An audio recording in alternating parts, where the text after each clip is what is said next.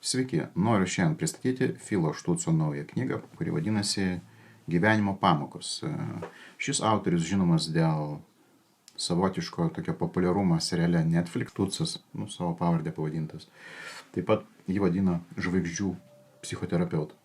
Autorius pradeda nuo to, kad pastebi, jog mūsų kultūra didesnė dalimi neigia realybę, neigia tikrovę. Mums nuolat žadama, kad galima gyventi idealiame pasaulyje, kuriame viskas lengvai pasiekime, kuriame nėra nemalonių patirčių. Nuolatinis toksai apsisvaiginimas laimė. Mažo to sakoma, kad negyventi tokiame pasaulyje, kai tu esi nuolat laimingas, tu viskas sekasi, viskas labai gera vibracija ir panašiai, tai yra kažkas tada blogai su tavimi, tu tarsi kaip ir sergi, kažkoks esi su įda, reikia to gydytis. Deja, šis idealus pasaulis tai tiesiog yra iliuzijų karalystė, pastebi autorius, kad ir kiek daug žada, jis tiesiog neegzistuoja. O kaip yra iš tikrųjų? Iš tikrųjų yra taip. Jis sako, kad gyvenime esama skausmo ir nelaimė, ateitis yra neaiški, norint ko nors pasiekti, tenka dirbti, reikia drausmės.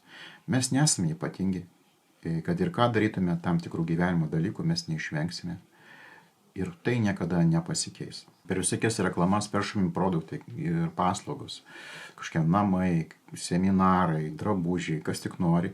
Ir būtent kuriais ir siekime parduoti tą idealų gyvenimą kažkokį. Tai peršama idėja, kad yra įmanomas tobulas gyvenimas ir jūs būsite patys tobuli ir idealūs, labai gražūs ir mėly. Faini žmonės, jeigu tai pirksit, vartosite, praktikuosite kažkokį dalyką. Bet netgi jeigu toks netikras gyvenimas būtų įmanomas, tai Štucas sako, tai būtų tiesiog dvasinė mirtis. Mes sustotume kažkokiai tai akimirkoj, atvirutė, tarsi kalėdiniai, pavyzdžiui, atvirutė, kur tiesiog viskas gražu, žyba eglutė, ten žaisliukai, taip toliau, senis šaltis, snieguoliai, angeliukai. Ir tai amžinai. Čia yra dvasinė mirtis, nes jo nuomonė visata gyvenimas kalba su mumis per įvykius. Ir tie įvykiai dažnai būna dėja ir skausmingi, bet jie kažko mus moko, kažką mums sako. Ir tai yra būdas užmėgsti ryšį su gyvenimu per tos įvykius juos priemant. Su džiaugsmu ar dėkingumu bent jau kažkaip. Tai priemant, tai yra būdas prisijungti prie gyvenimo, prie visatos. Ir jisai siūlo ugdyti tam tikrą filosofiją, kuri padėtų tai atlikti. Tai būtų, pavyzdžiui, kad tiesiog savo pripažinti, kad neigiami įvykiai įvyksta, jie nutinka. Ir tai dar nereiškia, kad tai yra kažkokia mūsų kaltė, kad su mumis kažkas blogai, tiesiog jie nutinka. Neigiamas įvykis visada suteikia galimybę. Asmeninis augimas, dvasinių arba vidinių įgūdžių ugdymas, sąmoningumas yra svarbiau nei siekti rezultato. Neįmanoma žinoti, kokia neganda laukia ateityje, bet ši filosofija apsaugo nuo pasimetimo, kuris ištinka, kai nelaimė užklumpa mus netikėtai.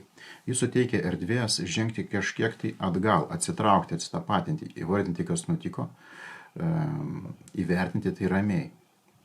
Įvykis iš asmeniškas nelaimės tampa bendriniu, pamokančiu, įvykis su galimybė.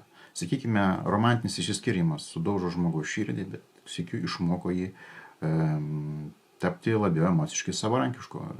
Įvykis gali būti akivaizdus blogis, bet galime jo pasinaudoti kaip kūru, kažkokiu tai kaip galimybė ir jo dėka save sustiprinti, augti kaip asmenybei. Užuot leidę tam įvykiui mus žlugdyti, gniuždyti. Tai tokia bendrai jo filosofija siūloma. Ir įgūdžius, kurios ugdo skausmingi įvykiai, geriau laikyti ne psichologiniais, jis pastebi, o dvasiniais. Mat tai primena, kad esame didesnės visumos dalis, visatos dalis, kuri būtent taip su mumis bendrauja per tos nepalankius įvykius, aišku ir per palankius. Ir taip pat rasti prasmę kasdienėme gyvenime, toks požiūris. Aišku, nėra lengva, bet jis siūlo, tada išmėginkite tokį eksperimentą, reziumuojant skyrių, sako. Kai kitą kartą nutiks kas nors nemalonaus, pritaikykite įvykių filosofiją. Stebėkite, kaip jaučiatės, jei darysite tai nuoširdžiai ir nuolat apčiuopsite pirmosius tų įvykių gilesnės prasmės ženklus. Jūsų patirtis ims jūs keisti. Ir pati patirtis jiems keistis, kažkoks atsiras kitas prieskonis, atspalviai.